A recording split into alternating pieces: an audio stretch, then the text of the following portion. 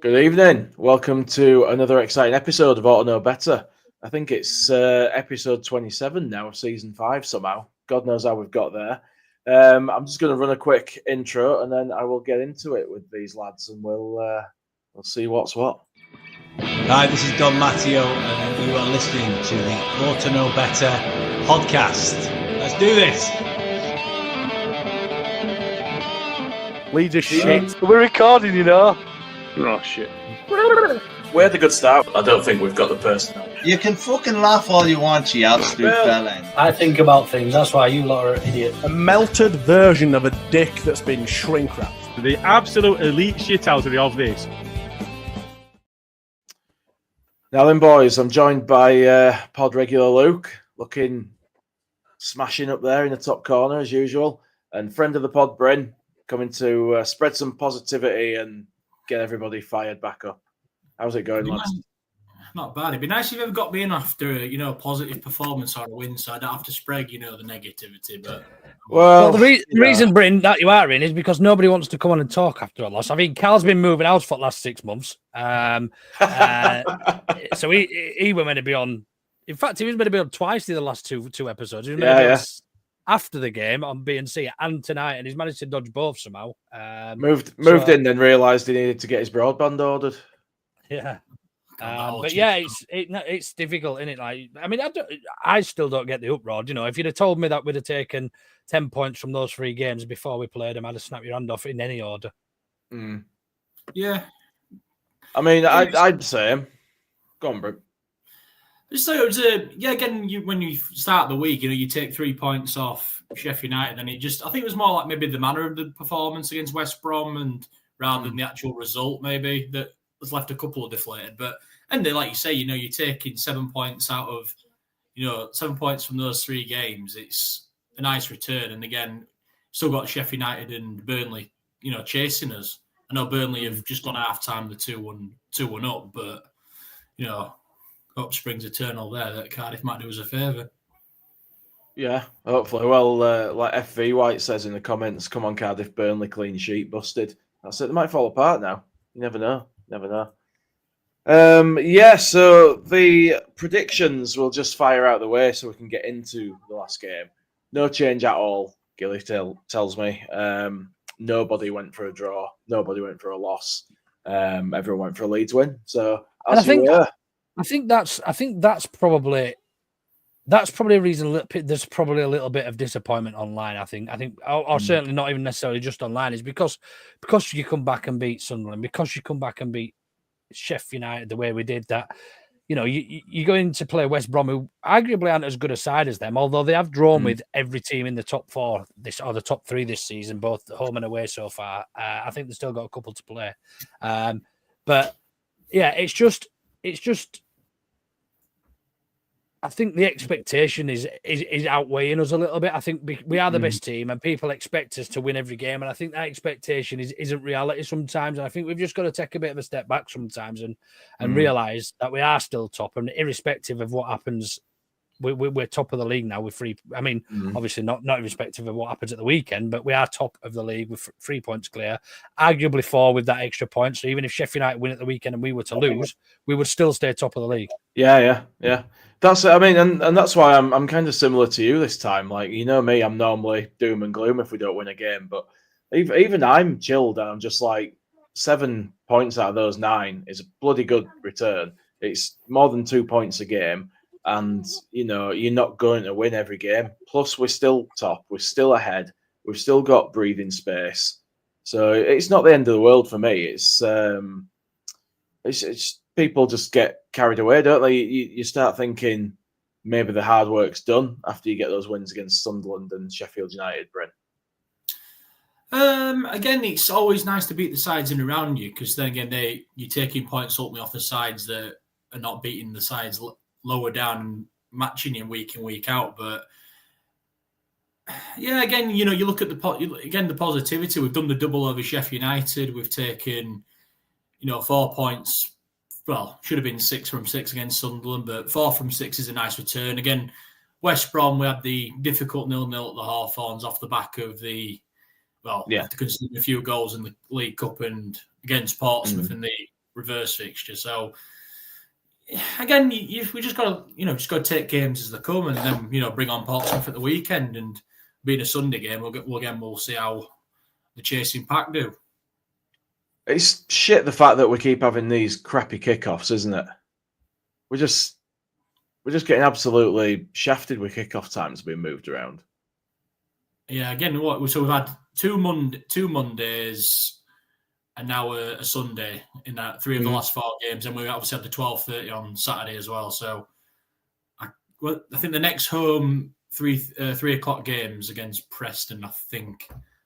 So yeah, it's just Sky, even ITV getting up bandwagon now, moving Leeds United games. So thank you EFL for that as well. Well, it's unfair. Like when you go to games at kickoff times, the atmosphere is crap usually, and it was shocking on Saturday for me as well. Like there wasn't much going on as far as sort of singing and chanting and stuff went. We were very, very quiet for large parts of that game for me. And that's, for me, in part due to the early kickoff and the fact that people are just not as fired up. They're not as up for it. They're not as ready. They've not had a few pints. You know what I mean? It spoils it. And the team then kind of loses the sort of advantage that you might get from the backing of the fans to an element, because it's not the vociferous Leeds support that you get at 3 o'clock on a Saturday. Do you think Ellen Road's been like that a lot this season, though? Like, I know the fans were tremendous against Sheffield United at home when we beat them 2-0, and there's been certain games this season where it's almost we've been a bit nervous where we have to get the second or third goal before the fans, especially the South Stand seem to lead Ellen Road now, but they're the ones that kick everything into overdrive. Again, we're all a bit nervous now. I don't know if it's maybe memories of last season after a bit of an implosion we had around Easter, but again, Easter's Leeds United is, there's a few things that guarantees for Leeds, and that's just we have a bit of a, we normally have a bit of a blip around Christmas, which was nice to avoid it this time around, and we had a blip, but we normally have a bit of a blip around Easter, and Luke's departed. Yeah, he has. He's heard enough. He's gone. Seems to be having some sort of issue. I think it wouldn't be one of our podcasts without somebody having some sort of trouble. So, but yeah, it's thrown me that him going. I don't know what I'm going to say. Yeah, it's funny that you're saying about we have to go sort of 2 or 3 up for people to relax a bit. It's like there's a mix of nervousness, but also expectation at the same time. And it in parts you're quiet because you're worried, and in parts you're quiet because you're thinking, come on, hurry up, score, And it's a bit like that at times, I think. And it just, when you get those early games like that, it makes it 10 times worse. You can't get fired up the same way. It's just not the same situation for me. Yeah, I know what you're saying there. Again, I think a lot of it is just genuinely down to the fact that I think fans have just got memories of maybe in the past. Oh, don't be saying getting on the beers early. That's Bryn's policy.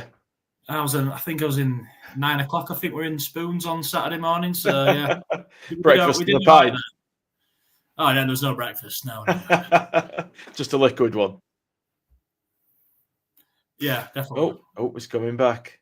Sorry, I've been having all sorts of issues with my audio there. I don't know what was going on. My headphones disconnected, my mic disconnected. I didn't touch anything.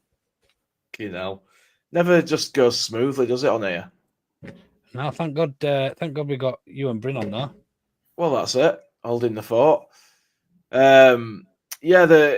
The thing that makes me laugh when you're saying there 2 or 3 goals up before people sort of relax and start getting into it. But as soon as we do go sort of 2 or 3 up, it's we're going up as fucking champions. After silence before that, as soon as we sort of 2 up, everyone just starts like kicking off then. It's like a delayed reaction. Like we're too nervous to get excited before we get to sort of 2 or 3 up. What do you reckon to that, Luke? Have you noticed that with the atmosphere? Yeah. Do you know what?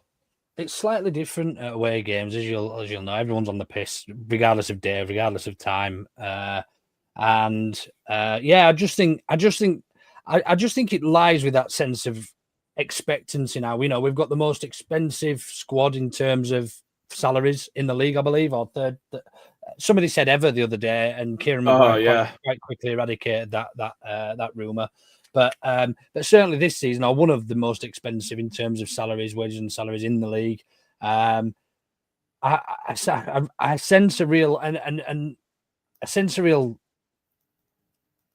like a sense of entitlement creeping in, and it has been creeping in very, very slowly over the last, I don't know how long, I wouldn't even say, probably since Bielsa came and we started playing good football again, because before that the expectancy wasn't there. You know, we were a mid-table championship club that was flirting with playoffs every now and then. We didn't have any money behind us particularly, and yeah, it was, you know, it probably had less people in Ellen Road every week, but it was rocking. So yeah, I just think I think with a sense of expectancy, it's a fine line between expectancy and entitlement. You know, nobody's entitled to get out of this league, and I think with the sooner we realise that, if we were in this position pre-Bielsa with this many games played, that Ellen Road would have been absolutely fucking booming week in, week out. Oh yeah, definitely. Week in, week out, and I think we're different then. I think it was different, and as I say, that expectancy wasn't there, and I don't think that. I'm not trying to say that necessarily being the best big fish in a small pond is a bad thing for us, but it certainly is bad for the atmosphere. And you know, and it's not. I'm not going to blame it on day trippers. Everyone's well within the right to go watch Leeds United if they can afford it and they want to go watch. But there's a nervousness now because with that big fish in a pond, it's almost like where I mean, worlds apart and leagues apart, obviously, but Man City fans are very much in that position in the Premier League. They're expected, and I know not so much this season, but they're expected to win most weeks. And as we are, and that once that's instilled in a fan base, it's very difficult to get out of, you know. And it'll probably explain a lot of these idiots online that are saying Solomon's shit, and you know, these people who just, you know, they didn't have accounts before 2019 on social media, so a lot of it coincides with each other. Twitter used to be a lot more fun before we were good. You know, the banter that used to be all over Twitter and that, it was brilliant. But yeah, I mean, people revelled in being shit, didn't they? They just like made the best of it. It were a laugh. Yeah, and look, we nobody's got a right to win this league. Nobody's got a divine right to get out of this league, and we need to get behind them, certainly at home, because those games are games which probably, on the back of two relatively good performances against Sunderland and the Blades, the expectancy was that we should have gone and won it. But as I say, look, I think probably the real truth will be told over these next few weeks. Some tough games for all the teams. I still think we win the league comfortably. I do. But I don't expect to. You know, I'm not. I think we've got the best team. I think it would be very, very tough for us to throw it away because we are so good. I think we've got the best coach with the best 11 and probably the best bench in the league as well. To be fair, so we've just got so many options. But yeah, I'm not worried. I watched the game and I wasn't that bothered about a point. I mean, obviously I'd want to win, but the manner of the defeat wasn't great. And I hope we haven't got a bit of a come down now, or we're going to hit a bit of a trough, because it would come at the wrong time of the season for us. Yeah, I mean, it's in terms of performance. Sorry, not necessarily results. I mean, that West Brom performance wasn't great, was it? Other than the first 20 minutes. No, it wasn't. But I was going to say, like, going back to the game itself, we started brightly. We looked pretty good early doors.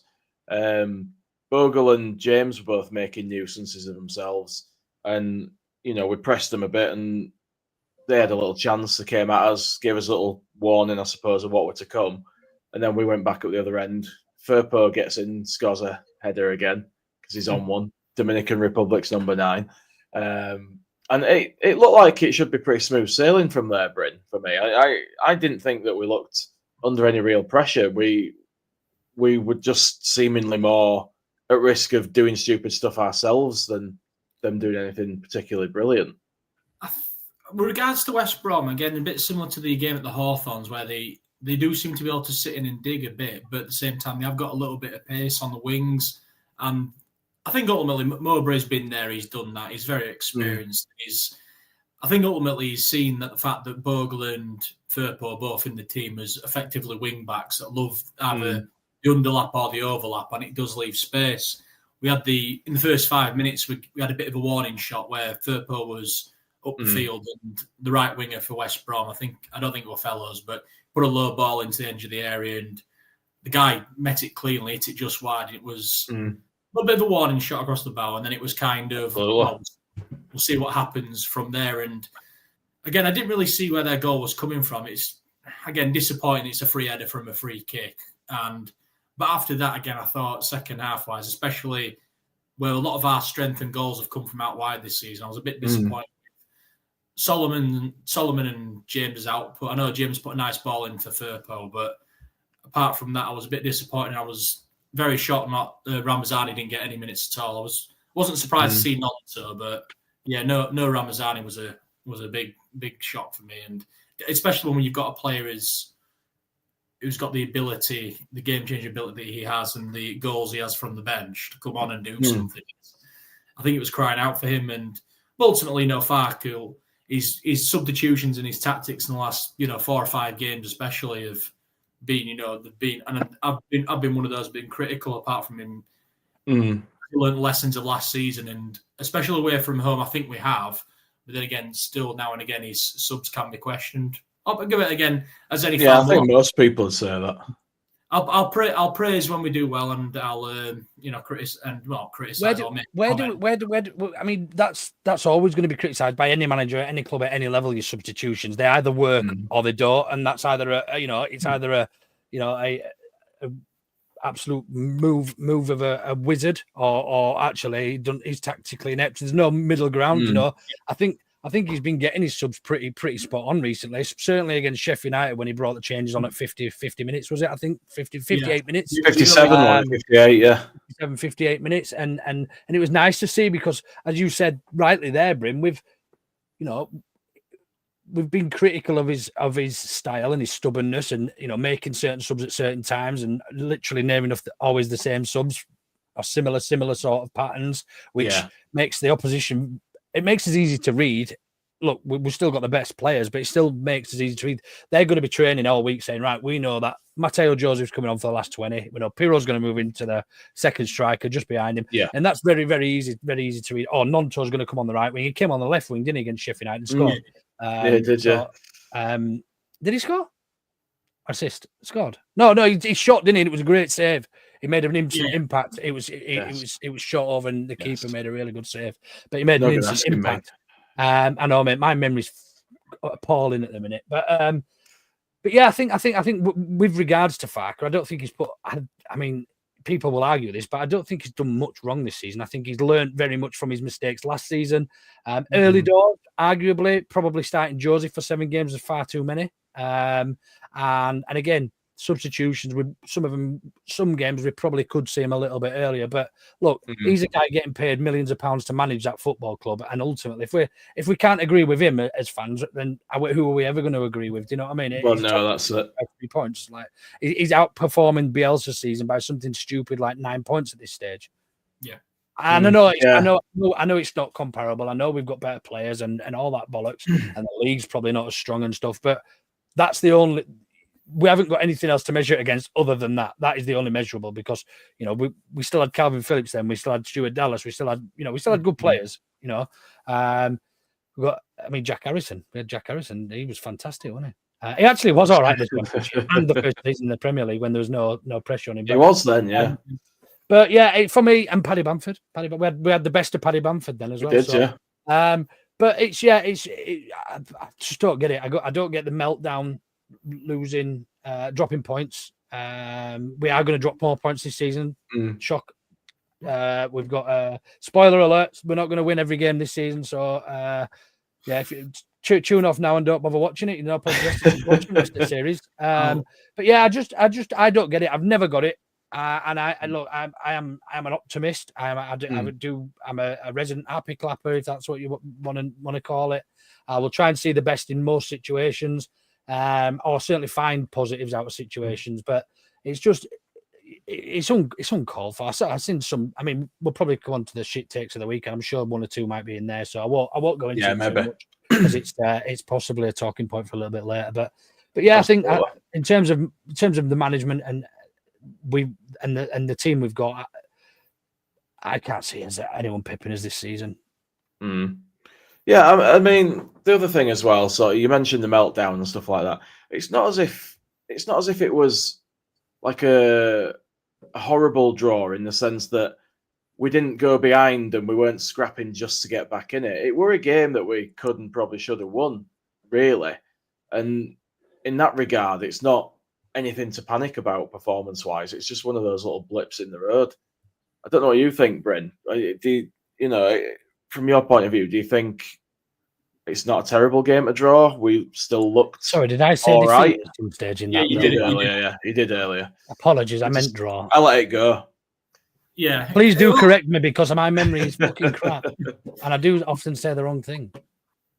My only concern was earlier in the season. I think we had the blip around October, November, where we had the away draw at Bristol. We dropped points. We had the shocking display at Blackburn, and a few and I was beginning to wonder: is this becoming deja vu again against some of the sides away from home? It's a bit toothless again. But then we had the Christmas run. Beating Derby the way we did. Aronson coming on and getting the goal. The deserved goal we got, and then Boxing Day against Stoke in that pea soup. And then since then, I think we found a different game. I know Lee's mentioned my previous comment to Joe Peru, but again, I'll happily just stay around now. And he's been since the turn of the year, he's found another gear, and it's kind of now what I was hoping it would be. Where again, the Norwich, he set the benchmark in a few games last season. Norwich at home in the playoffs. And I was hoping consistent level of performance for a guy that delivers the amount of goals and the actual ability he's got.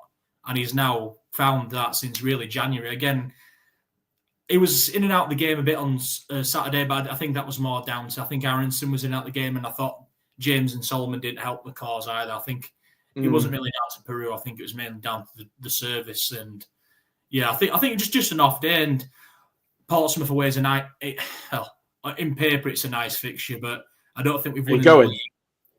I couldn't get a ticket, mate. I'd love to have gone because it's on my list, but I don't think we've not. I think last time we beat Portsmouth were in FA Cup in '90s, and I don't think we've won at Fratton Park since the '80s. So we haven't played them much in the league, have we? Over the last 10 years. Sort of passed each other on the way, didn't we? Yeah. Twice. Who tweeted it earlier? Somebody tweeted.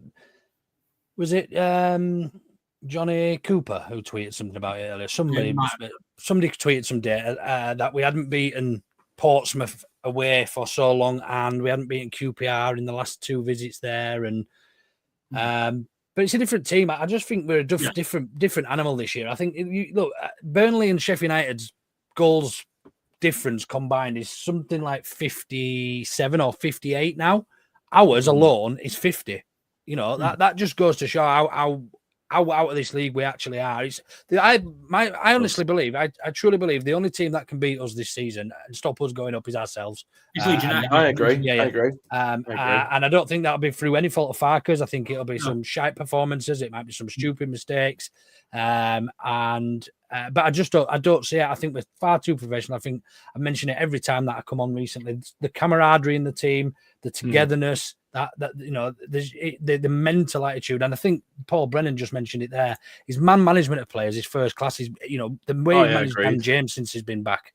Dan James has probably arguably been our most improved player since he's come back. We sent him out to loan, and to come back with that attitude first of all, but actually to come back and actually fully improve and actually work on his final ball, work on his finishing, and doing it regularly. Because 9 times, probably not as 9 because we've seen him miss a few until he gets a goal, but maybe 7 times out of 10 you're backing him now to do the right thing. Whereas actually before that was probably 3. It was probably the opposite. It was almost a 50-50 at best. Yeah. So yeah, I think I'm just really, really positive. You look at our previous last 5 we've won 4. Recently in the last few games we've played Sheffield United, Sunderland, Coventry, West Brom, and Burnley. We've lost one of those games. If you could have told me we'd Yeah, only lose one out of those 5 games recently, I mean, we played them all in the last 4 or 5 weeks, haven't we?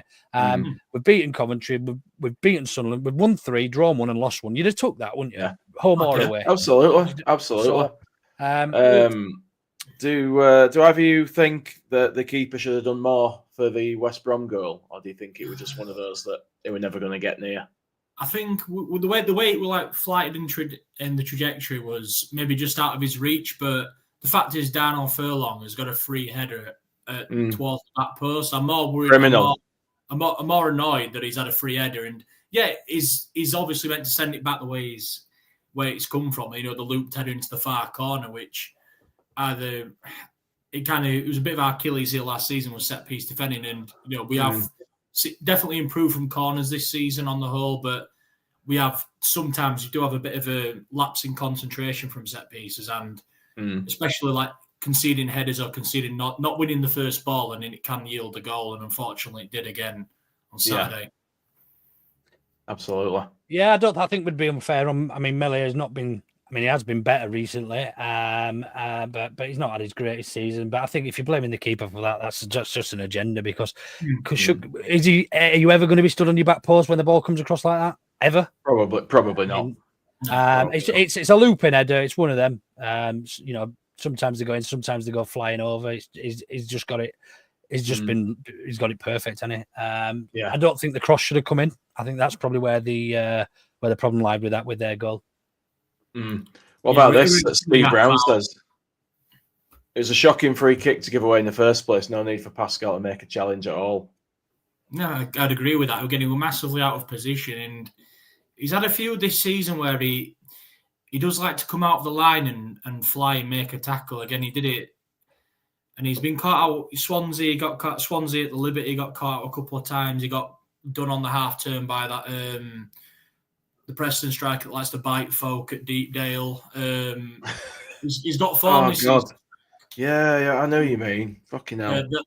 He got Melier sent off last season for the. Melier apparently pushed him and he went down like. When he went down like he'd been shot. Yeah. So he's.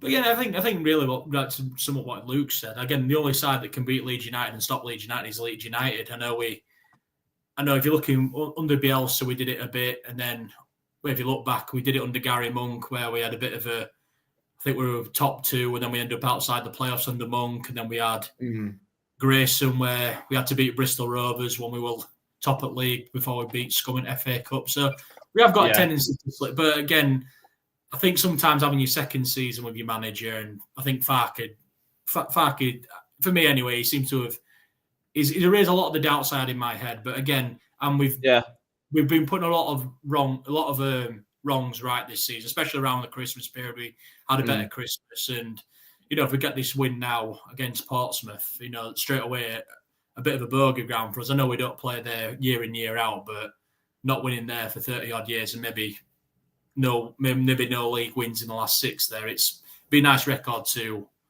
Record, but right. A hoodoo. Yeah. Needs to be broken. All right, cool. Well, I think we've probably talked enough about a not great game, but I'll just ask you two. Do you think anybody deserved a man of the match, or do you think they're all too shit?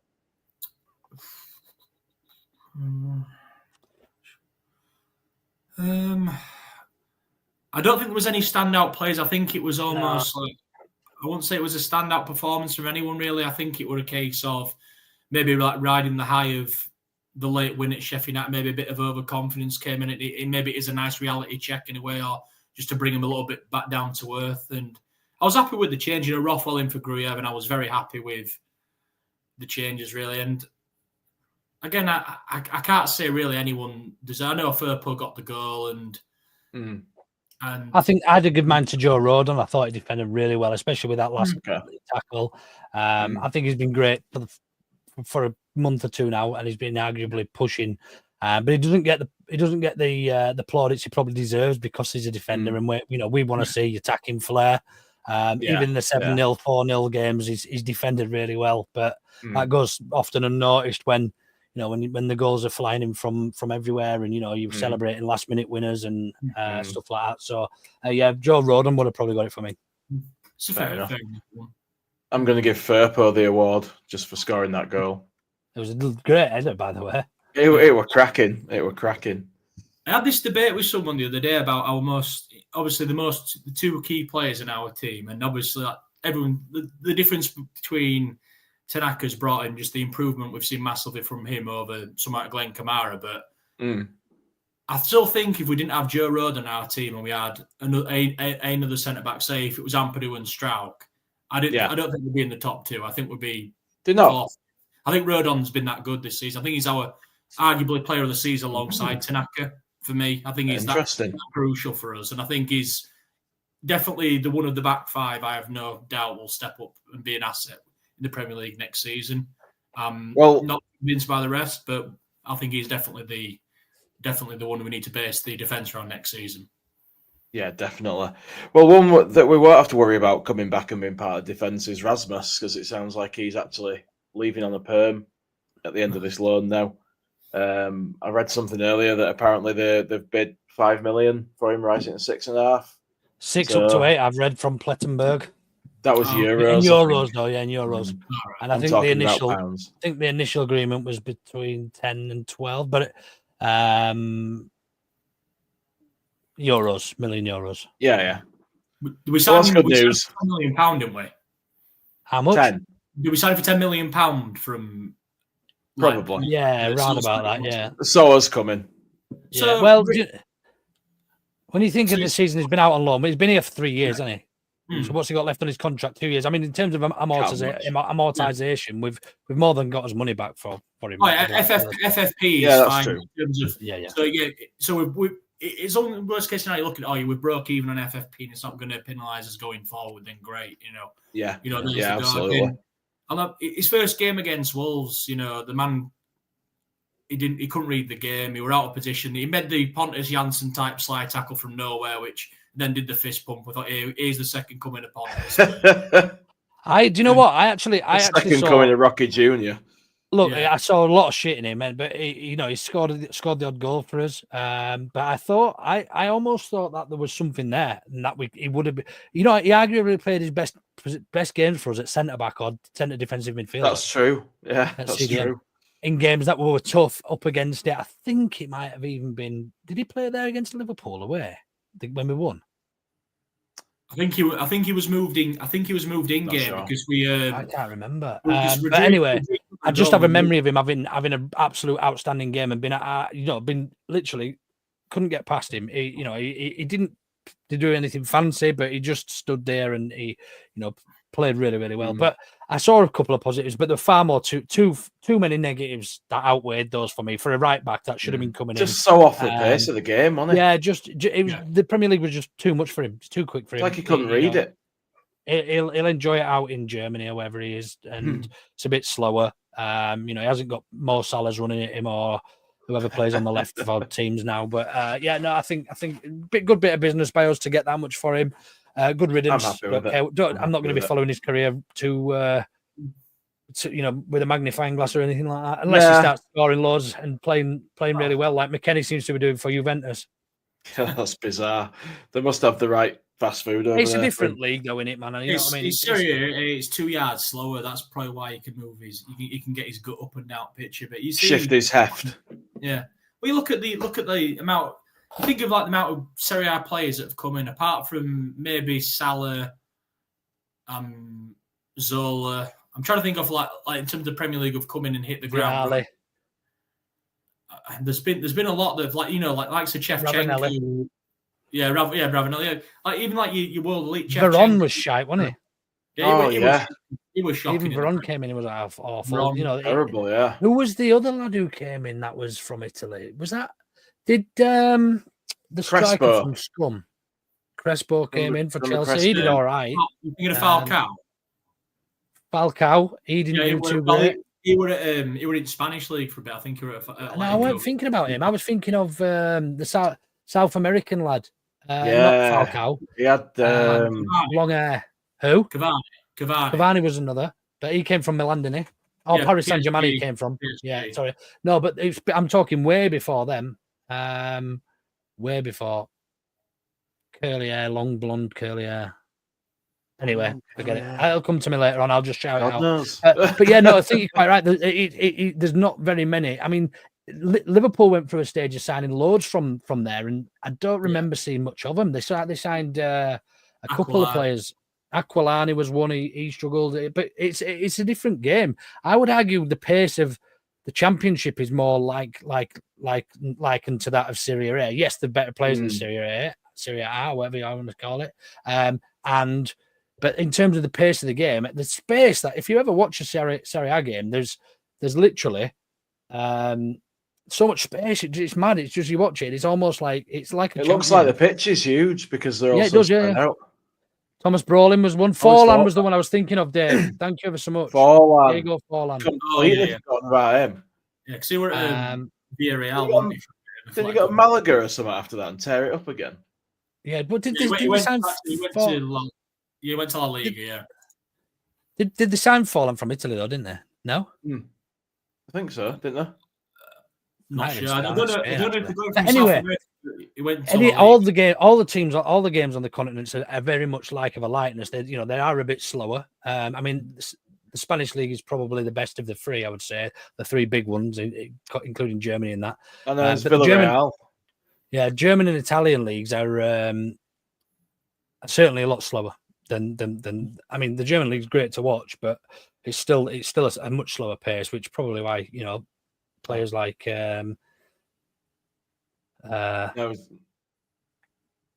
Anyway, forget it. I've lost my train of thought.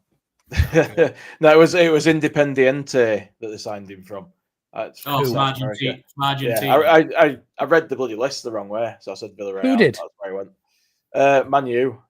Signed Forlan from Independiente. They signed him actually directly from South America, did they? That's what Wikipedia says. If we trust it. They're probably right. I just had some. I could have sworn I saw him playing on one of my old FIFAs or something like that for another club, and then they signed him. But anyway, he's played in loads of decent sides since then. He's been to Atletico Madrid, Inter Milan. Good point, Ian Ward. It hasn't been a problem for Tanaka. It hasn't been a problem. You're right. No, but he's only playing in the Championship. He's not playing in the Premier League just yet. So basically, if Tanaka went to Serie A, he'd tear it up. Yeah, I've got no worry about him going separate up to the Premier League. He just has this ability just to find space, and he's almost like he's got eyes in the back of his head how he turns and shifts his body weight and manoeuvres the ball around, and gets it into space. I just can't wait to see him in the Premier League if we get there. Because again, I've been watching Leeds too long. It's mathematically confirmed. He's starting to panic, Brent. I'm not panicking, but I don't want it biting me in the arse. Like Watford in the playoffs has damaged me. Put it that way. Very well, yeah. That had an effect on all of us, I think. You mentioned something to me earlier, Luke, about a link to Ramsdale. Aaron Ramsdale. Is that something you've seen today? I think it was actually started by Michael Pallet. I'll be honest with you. Oh God! But a lot of people have jumped on it, but there'll be none of these conversations. Realistically, there's not going to be any of these conversations. There's not going to be any leaks around any players until we, one, know what league we're in, and two, know how much money we've got to spend, who's going to be leaving, and absolutely that sort of thing. So it's guesswork. If it so happens that we are linked with him, it's an absolute guess, and it's a good guess. That's it, nothing more. But I would take him. FWF. IA08 absolutely would take him. I think he's a massive improvement on what we've got. Has he got an error in him? Yes, all goalkeepers have, but it's less than the Melier. A bit older, a bit more experienced, knows the Prem inside out. He's pulled the ball out of a lot of goals in the Premier League this year. So I think he'd be good. And Pallet loves milk. But yeah, I'm just. But it'd be nice to be having these conversations. I think it's a little bit premature to be actually having conversations around who shall we sign, who are we going to be linked to. Jonathan Brooks says Ramsdale is rubbish. Absolutely not signed a quality goalkeeper from Europe. That didn't work that too well with Silvestri or Wiedwald, or we haven't had best anything. I think quality was the thing that we're missing from those ones. Yeah. From the dark days of Victor Orta. There's only one player I've been excited about links today, and that was the old Jack Harrison back to the US of A. Just Yeah.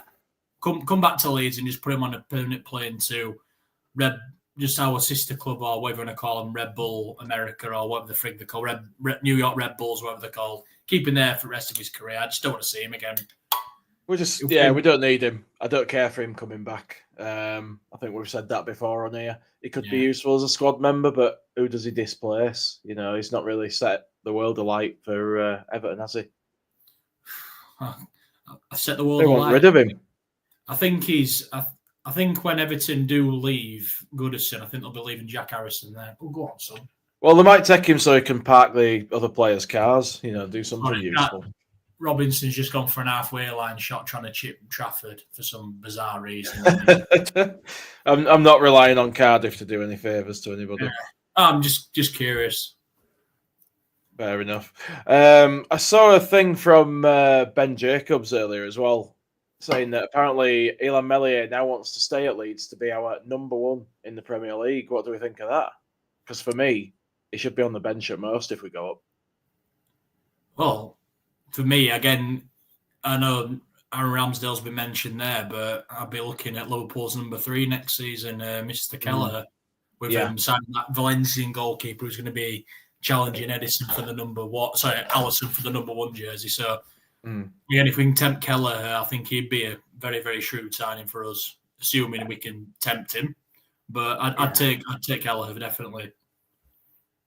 Yeah, I think for me, we have to be. I think it's nice to have healthy competition around. He's still very young for a goalkeeper, and we've seen, he's naive, and we've seen that unfortunately far too often. I think for me, he needs. I agree, Dr. Cox. I think for the best for us and for him, look, he might have an absolute great end to this season, but nothing's ever going to delete the errors he's made this season, last season.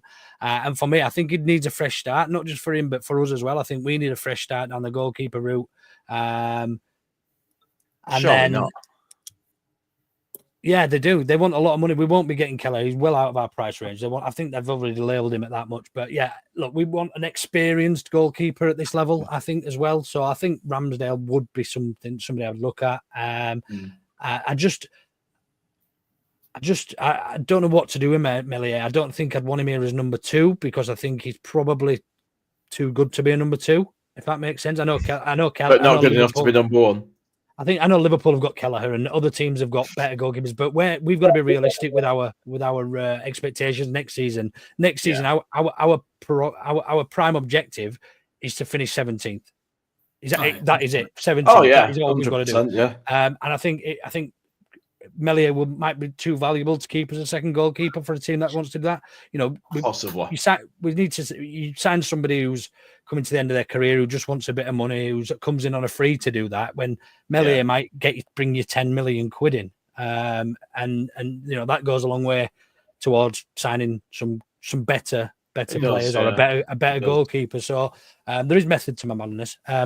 Alternatively, I would send him out on loan to somewhere in Europe where he's going to get a lot of game time in one of the top leagues if he wants to hang around or the club want to keep him around and just see how he develops over the next year or so. But it's all hypothetical, and we're talking here now, and it goes back to that expectancy. We're all sat here now expecting to go up and talking about Premiership options. I know. Nobody's talking around actually if we stay down.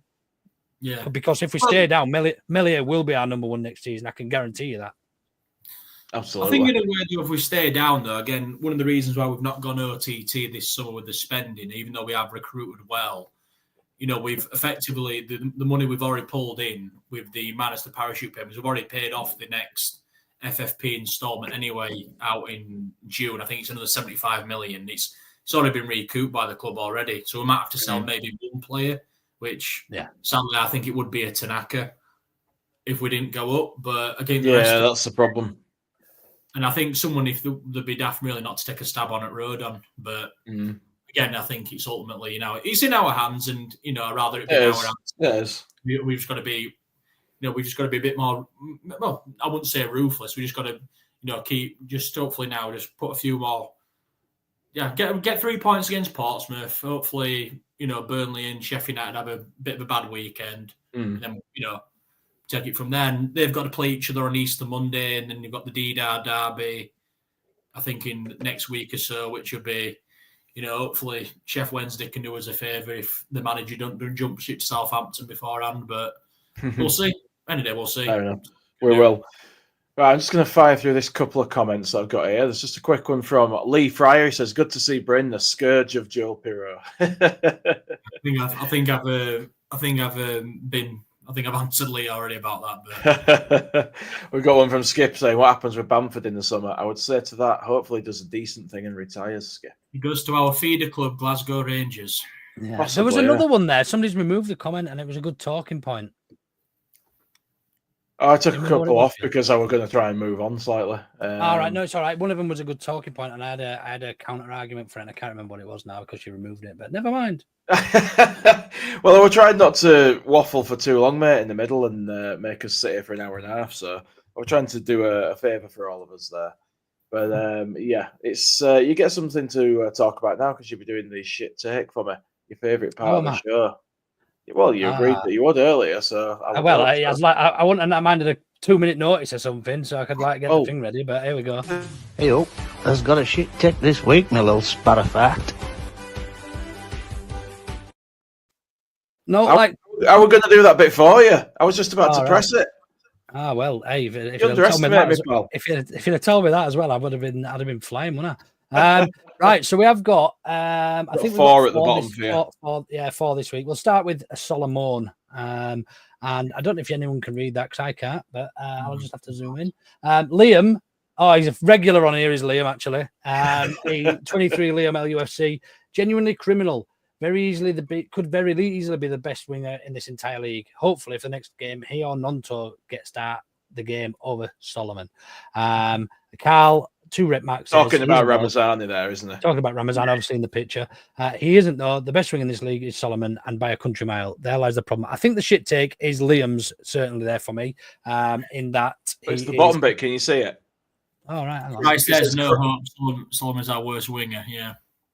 That's yes. I've got it. I can't read it though because my screen's too small. Yeah, that one had to be zoomed out because it were too long. So what does it say at the bottom? Sorry. Christ, there's no hope. Solomon is our worst winger. Yeah, what do we make of that? Because if he thinks that is a mad claim. Look, I don't think we've got any poor wingers. I think they're much, they all offer something completely different. But to absolutely out him with labeling him the worst winger that we've got it's nothing more than I don't want to guess why, but I can guess why.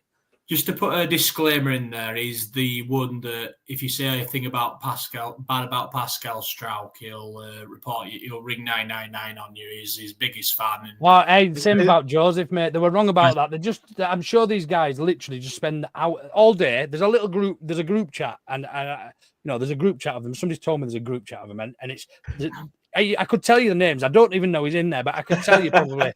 I could probably tell you 6 or 7 names who I could guarantee are in there. Even probably more than that, but yeah, it's just one of them. And I think they they've lost the old Mateo versus Pirro argument, so they just want to move on and try and prove that their stats and their their months spent wanking over Football Manager shows for something. When actually, boys, I'll tell you now, it doesn't, because you're wrong and you'll be wrong again, and you're wrong about this. So yeah, Solomon is number 1. Solomon, I'm going to get us a little poll going while you do those, Luke. I was going to do it in the background, but thank you. Solomon, number 2.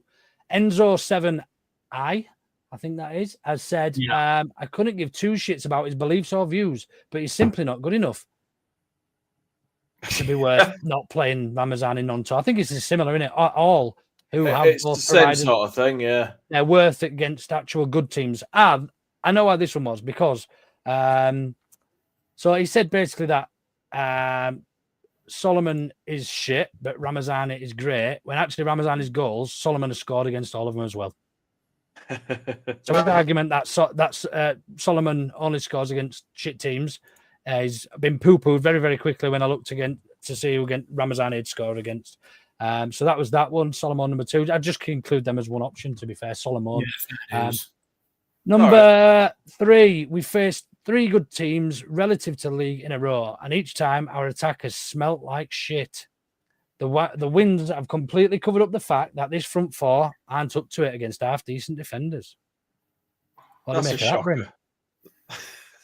So now, because we've drawn against West Brom, our front four are shite, basically, or have been shite. With our plus 50 goals, I'll just put in the background. Plus 50 goal difference. Again, it wasn't against Sheffield United. The change was the fact that Griev had a bit of a poor game. He was brilliant at Cov. By the day, it was more of a hindrance. He brought Rothwell on. You unlocked a little bit more out of Tanaka. Then we steamrolled in the second half. The Blades just going about this Sousa and that's Lyndon Peck or whatever the frig he's called. He were useless in, but you know that as soon as we had Tanaka and Rothwell, that we dictated the game and we ran the game in the second half. And you know, ultimately, it's a lot of it that was down to balance. I would say against Sunderland we were more wasteful, but yeah, West Brom, I thought, fair enough. Yeah, the front four weren't particularly good. I thought both wingers were at the best, but you know, plus 50 goals this season, goal difference, and what was it, 73 scored? I did have it up a minute ago, but it's gone. I don't remember. I think it's 72 versus 22. A lot of money with this season. It's ridiculous to have, like, again, could they all step up and do it in the Premier League is a different question, but in the Championship, I don't know anyone with the goals that we've scored, you know. We'll end up, you know, if carry on the way we're going now, we'll end up with over 100 probably. So yeah. I can't have that argument. That's ridiculous. It's crazy talk. It's crazy talk. It's absolute nuts. WFIA08. No, I completely agree. I don't know about the others.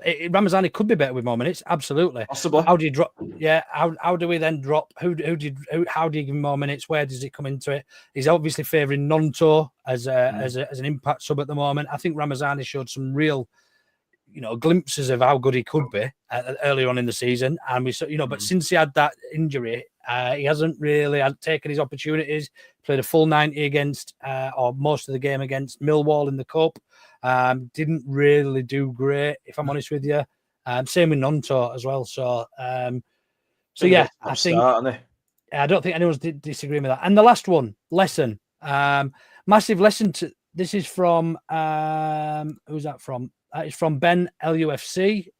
1985. Massive lesson to those who were so arrogant after Monday night. Nothing is decided. If anything, put your money on the tradition LUFC collapse. We never win at 12:30. Ampadu missing is huge, and we're mentally weak as piss.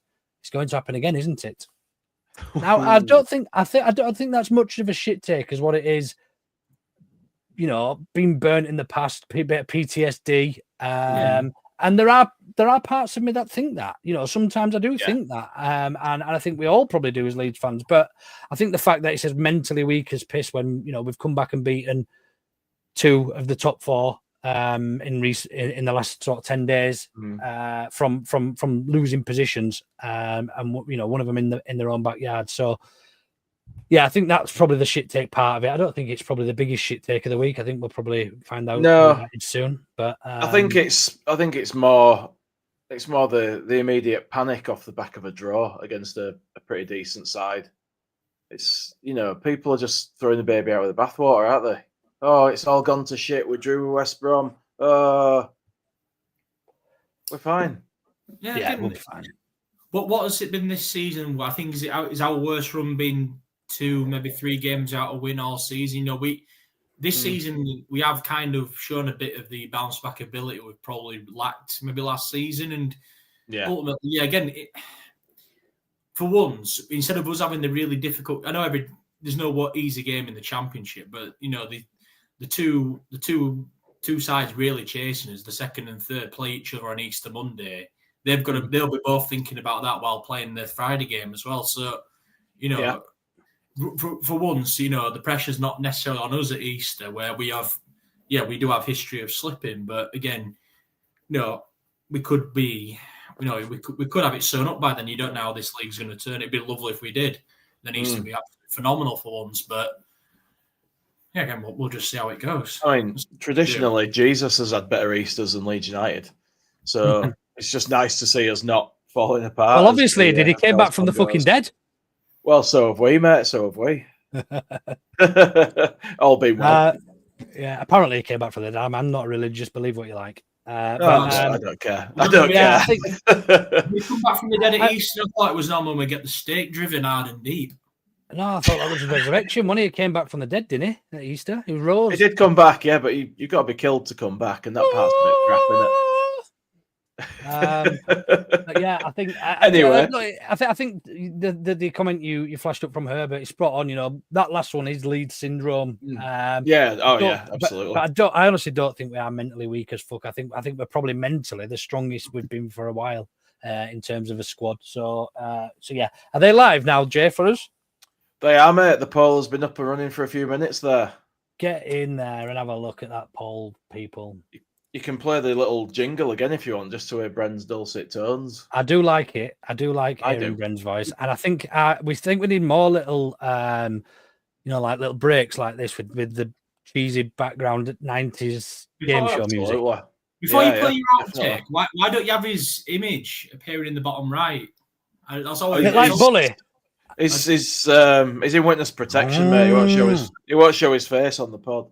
Oh, fair. I've always wondered that, just why you just have his little face pop up at the back. He's a very handsome chap as well. He probably should. We should swap the actor's face at the bottom right for a picture of Bryn doing it. So we should. Anyway, here we go. Hey, has got a shit tick this week, my little sparrow-fact.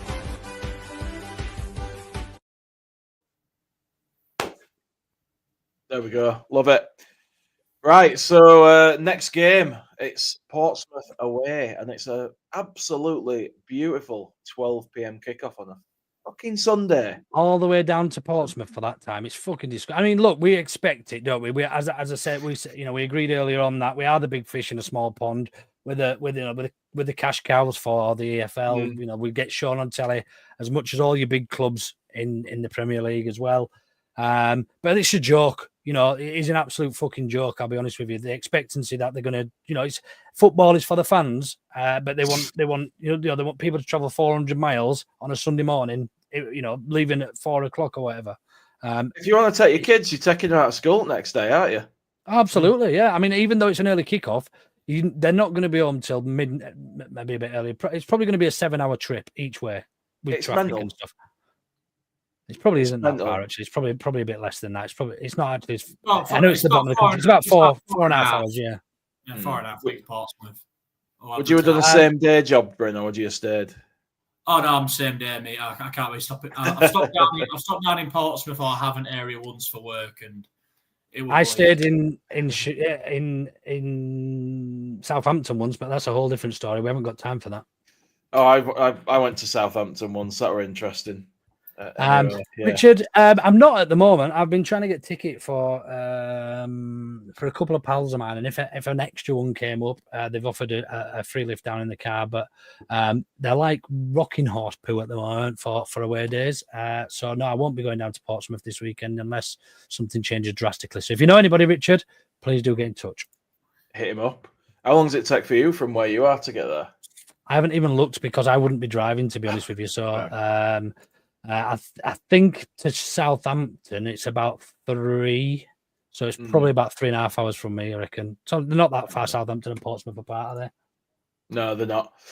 Right, so do we think there will be any changes for this game? Will we go back to the traditional now Gruev in the midfield for the away fixture, Bryn?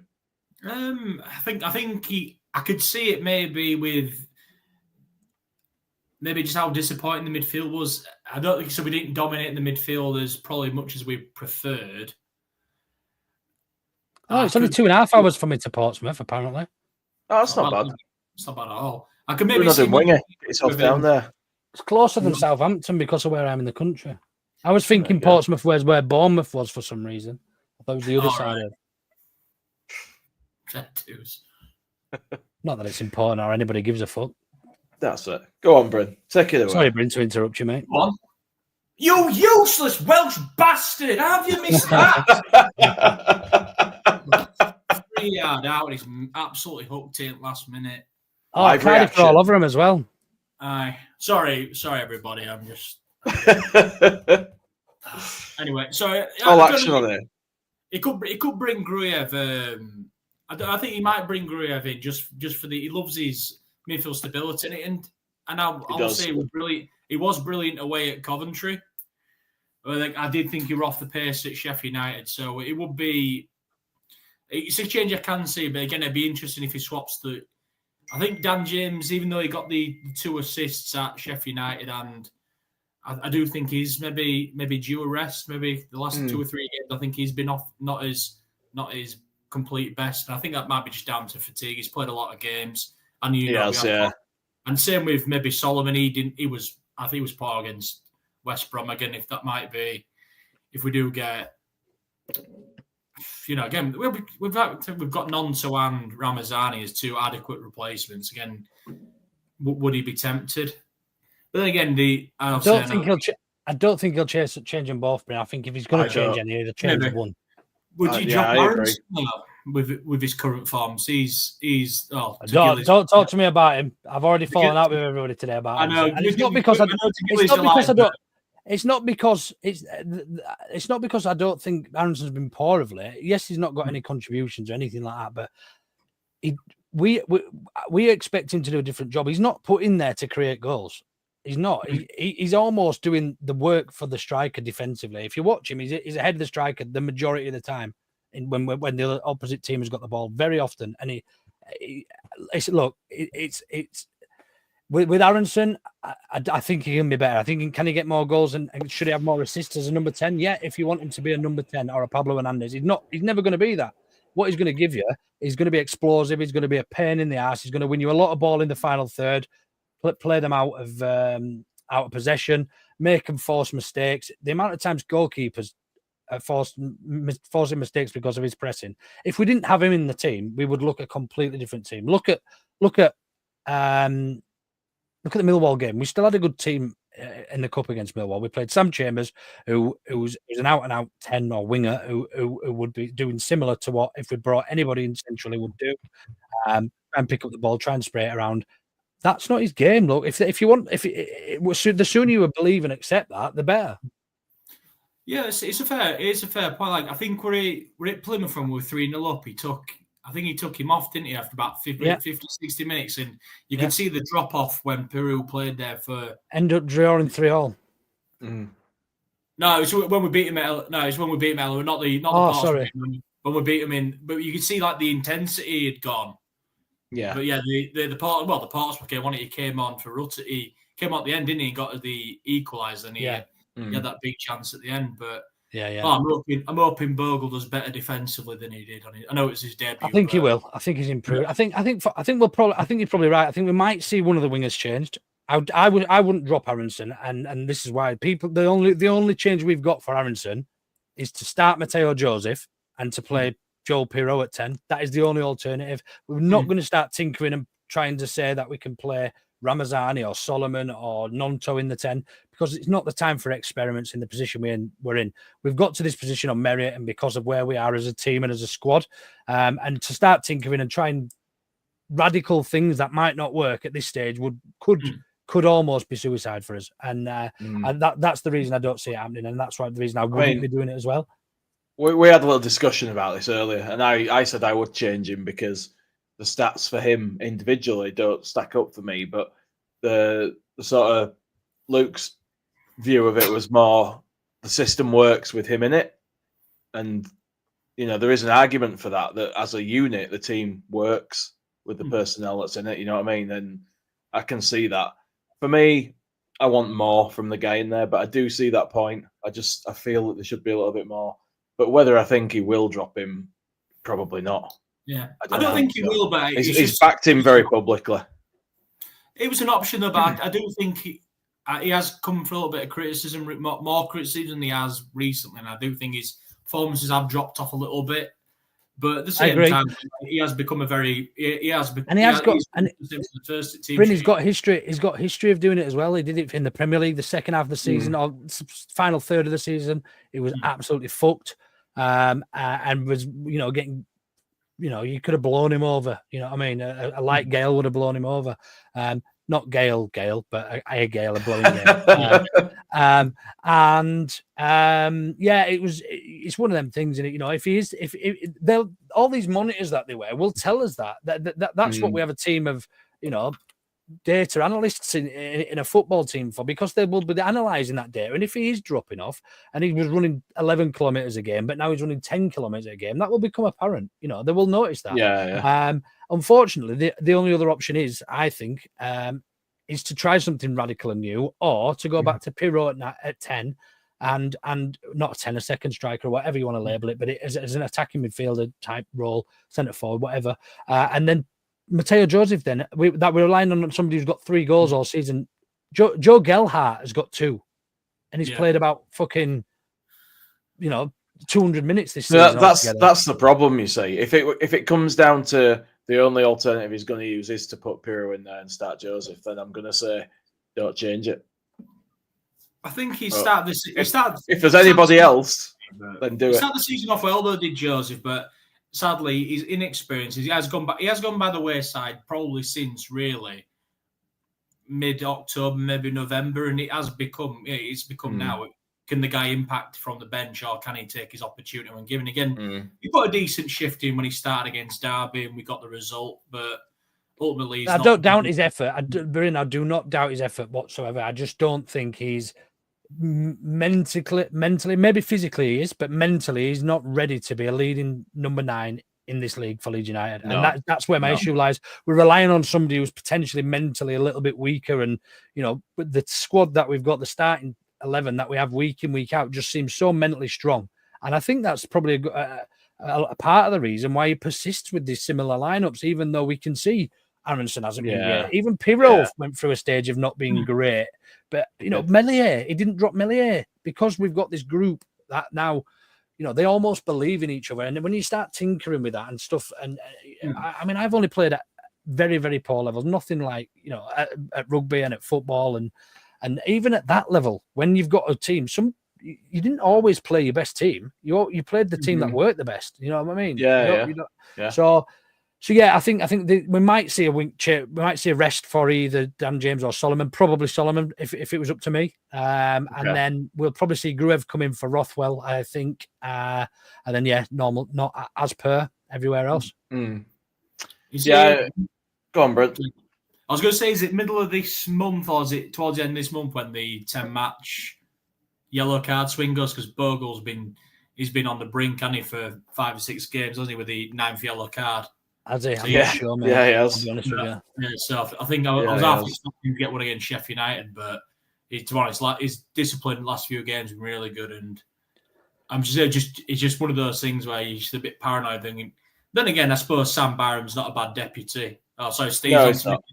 Now, Millwall after Millwall next week, they're saying. Nice. Danny said, yeah. Fantastic.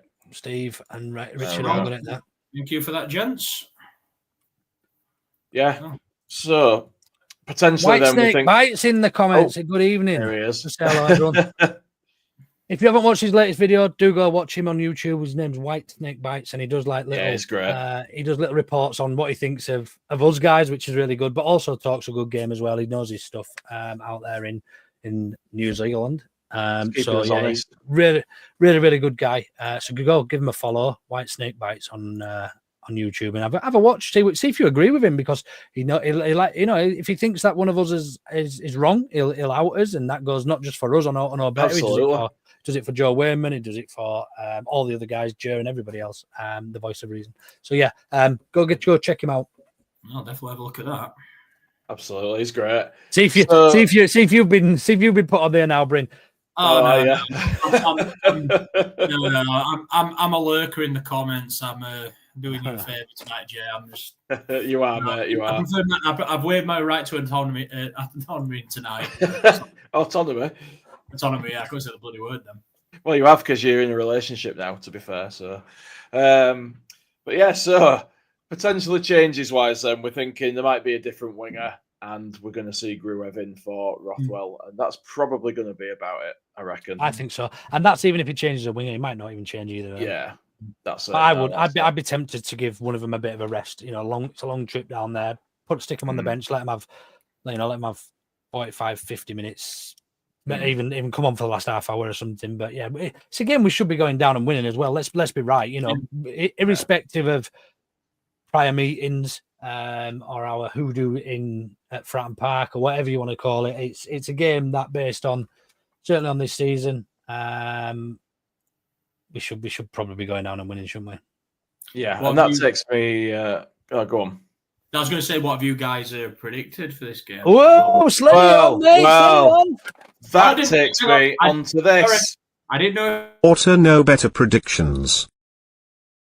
That would be better, wouldn't it? With a game show style absolutely, jingle, and Absolutely. bring going or to know better predictions. Yeah, that's we don't it. need we don't need that shitty. Has they got a prediction? Has You're they got a from prediction for Wakefield us as this well. week? You're from Wakefield as well, so we can't be, Like Yeah. a wakey takeover. Bryn's from Batley or Dewsbury, though, I think, isn't he? How dare you? I'm not smart. How dare you? I'm from No, Albany. Bren. Sorry, I didn't mean Bryn. I meant Bren. I get you Oh. two mixed up. You always do that. Oh, wow. He does I'm a always say snatch. the wrong name. Yeah, Right, I meant Bren. I don't know who's highest in the table. Is it you? It'll be me. I'm second. Think Yeah, so. I think I'm 8 points Go on, behind then. top Lee. I'm gonna go. What are you going for? Let me just have a quick look at Pompey's recent games. See what they've been up to. That's Just give me supposed to sit there 10, doing your 10 research seconds. live. 10 seconds. They got hammered by West Brom 5-1 at West Brom in January. Smite says, don't know how Bryn's been Beating allowed to come on beating here. Oxford, beating Cardiff. Lost to Right, Luton last week at Luton. I'm going to go 4-1 Leeds. Ooh. In that case, I'm going to say Oh, hang on. They kept 3-0 Burnley Leeds. to a 0-0 at the start of okay. February at Portsmouth. Yeah, no, I'm gonna stick with it. It was my first thoughts. 4-1 Leeds. 4-1 Leeds. Bryn, what have you got for us? And we'll take whoever we're fastest in the This fans. is the problem. I was involved in this prediction league for about 5 weeks, and Gilly all of a sudden booted me. So I'm like, Oh, did so they? I've absolutely no idea. I'll tell you what, I'll go. I'll just for shits and giggles, I'll go 2-0 Leeds. Fair enough. And what have Who's we got the in the fastest comments? in the comments? Let's it go. Danny with Talks Danny Sport, or Talks is Sport. it- He's been a few times though, I think, hasn't he? As We'll they take all somebody right. else's. We'll take Paul Brennan's been, Richard Ogre's been. Take Emilou's. Go on then. 2-0 Leeds. Okay. Same as That Bryn. Do. Absolutely. Hopefully we're all They are right. good at home. I'm just looking. They got beaten by Millwall at home though. End of January. Got beat by they drew a Burnley, beat Cardiff, beat QPR there. We've taken 9 points from the last 15 available, Luke, for your form, Yeah. your form guide. Yeah, they have. Yeah, they've won 3, lost 2, drawn 1 before that, lost the 2 before that. They're hit and miss. That they're beating team. They beat Middlesbrough at home earlier on in the season. A proper championship game then. Beat, Could go beat either Swansea. way. Beat Swansea 4-0. I know they're not great, but they beat Coventry 4-1 there as well just before Christmas. So if they feel like it, they might turn up, and we might. Yeah, it sounds really like they've got a unlucky. game, and it almost looks like the games they turn up for it tend to be the bigger games as well. So we might be in for a bit of a fantastic. shot. Excellent. Can't wait for that. I'm just going to try and end the poll for us so I can see what's happening. Don't end it. Just read it as it is. That's what I do, because otherwise it scrolls right back up the top. Yeah, just trying to find it. It's disappeared. There we go. All right, cool. Results from the poll then. Where has it bloody gone? It's put me on the wrong bloody. Twitter poll results. There you go, Jay. I'll sort you out. Fucking thing here, honestly, I swear to God. Because I'm on the pod account and it's not YouTube Premium, it made me watch an advert before I could get back on the bloody video. Go on, I'll let you do it anyway. Okay. So last place this week as piss. Yeah, we sort of agree that one was the last one, which was the bit of PTSD. Second, that was 21%. Second place this week, 28% was shit take or shit attack. So yeah, we've got the worst attack in the league, and obviously the winner this week was with over 50% of the votes. Solomon. People mourning now about Solomon because he's had a poor game. So. Yeah, get it into you little data nonsense, as I like to call you online.